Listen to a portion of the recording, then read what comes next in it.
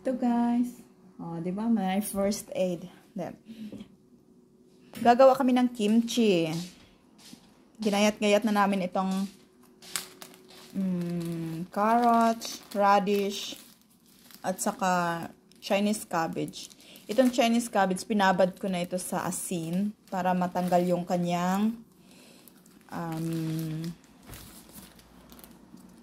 ano tawag? Yung kanyang parang tubig. Yung tubig niya. Kaya ganito na yung itsura niya. Medyo na siya, oh. Yan, ganyan na siya. Kasi natanggalan na siya ng tubig. Kasi matubig kasi ito, yan. Tapos, nagawa po ako ng lugaw.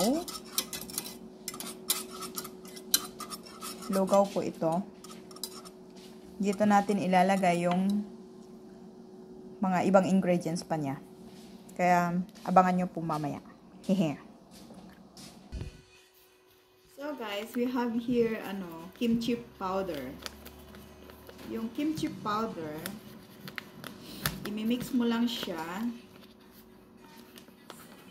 doon sa may lugaw. Ubusin ko na kasi marami kaming ayan. May assistant ako. Thank you, my sister.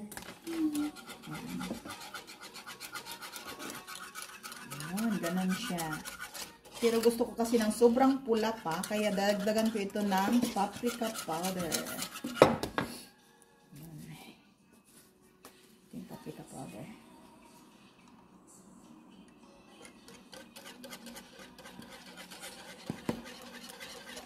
Tapos mamaya, ihahalo ko lang po ito dito. Ihahalo ko lang siya dito at imimix natin. Ay, wait.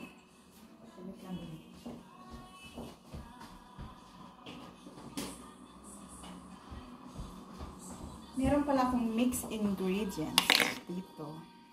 Ito ay mix na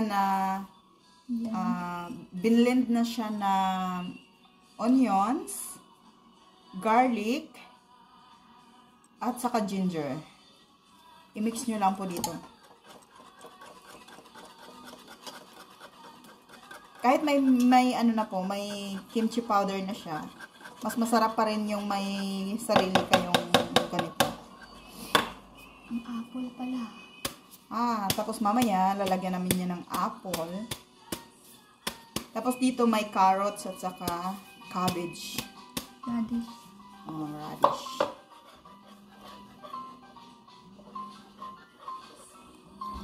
May tumatawag sa akin. Market Institute daw. I don't need it. Hindi naman ako businesswoman para tawagan ako ng Market Institute. Marami kasi mga scam dito, kaya wag pa uto.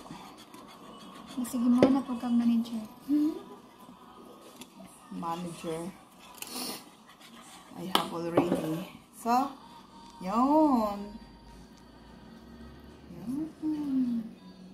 Ganyan lang siya. Tapos i-mix nyo lang ng inyong mga kamay. Hindi ang inyong mga paa ang ginagamit dito sa pag-mix. Yun. Buta na kasi sesame. Oh, may sesame pa. Butahan pa na natin sesame. Ganyan po. At saka pag may extra kayong sesame, lagyan nyo na. Yun. Diba? I-mix nyo lang yan. Kamay-kamayin. Kamay-kamayin nyo yan. Hindi pwedeng hindi nyo kakamayin yan.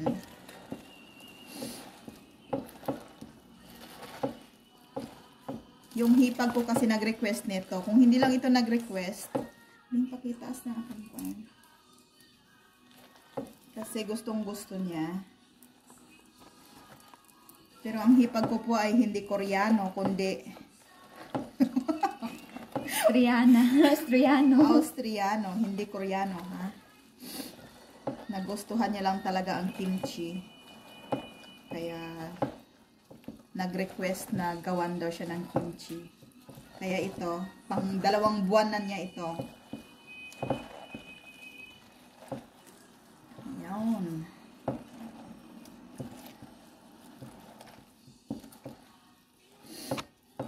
Charap, charap, charap, charap, charap, charap. Kailangan talagang pag tikman nyo lang po kung okay sa inyo yung lasa. Pero pag gusto nyo pa ng mas maanghang, dagdagan nyo po ng chili. Kasi depende po sa panlasa ninyo kung gusto ninyo ng mas maanghang. Dito sa amin kasi walang problema ang maanghang. Kaya putok sa imo, Bing. Sorry. Dako kayo ang gloves. Lami. May lasa?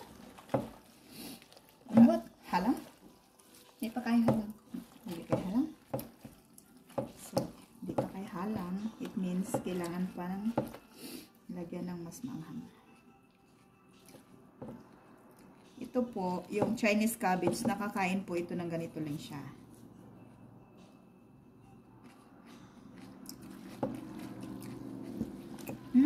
Halang? Yan. Dili. Burburig gamay be. Kaya mas lamig lang po ano.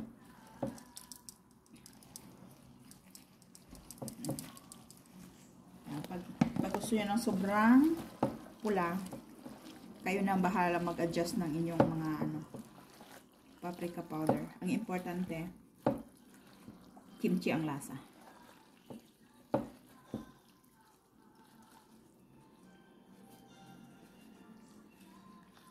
Lagyan natin ng konting Bing?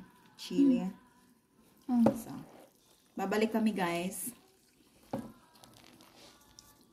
sa finished product, okay? So, continue guys. Ayan na po yung finished product. Nailipat na. Ayan.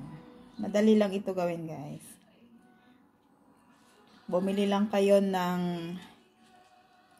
Chinese cabbage, carrots, radish, saka sesame seeds. At saka, kung gusto nyo lagyan ng fresh na shrimps, pwede din. Kaya lang kami hindi pwede sa shrimps. Hindi pwede. Hindi kami allergic, kaya lang buti na yung walang tulo. Yan. Tapos, syempre, yung ingredients na sinabi ko kanina, yung pinlend. Yun, ganyan na siya.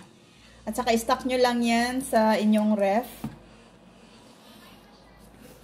Kahit kahit dalawang taon, pwede yan. Ganyan yung mga preserved na mga pagkain ng mga Koreans, mga Japan, at saka mga Chinese, ganyan yung mga preservative na nila. Mga preserve pala. Pinay-preserve nila yan. Ang nilalagyan nila yan ay yung banga. Yung banga sa atin, sa Pilipinas, banga. Sa kanila, ang banga, nilalagyan nila ng kimchi. Kaya kahit ilang taon pa yan, na nape-preserve nila yung ganyang pagkain. Kaya mura yung kimchi, mura yung dyan sa Pilipinas. Yung Pichay. Pichay, yung Chinese pichay, Chinese cabbage. Kaya gumawa na rin kayo instead na yung mga farm nga dyan, kawawa sila. Kasi instead na gagawin nilang mga ganito para ma-preserve, sa kanila tinatapon lang. Kaya sayang, sobrang sayang talaga.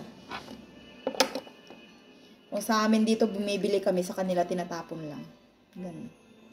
Lagyan nyo na pala ng apple. At saka lagyan nyo rin ng fish sauce. Fish sauce. At saka sesame oil. Tsaka yan. Kaya, para mas masarap. Depende po sa inyo kung ano pang gusto nyong ilagay. Basta ang main ingredients nito ay ano lang, paprika powder.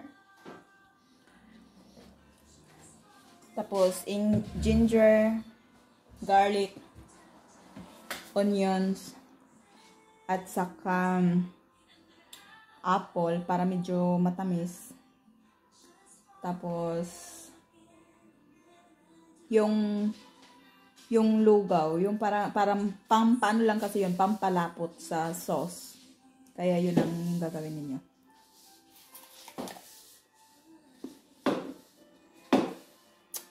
Bye-bye, thank you. Hindi ba pinatubutan ko ang Tupperware? Wala kita nabutan para ka Sa?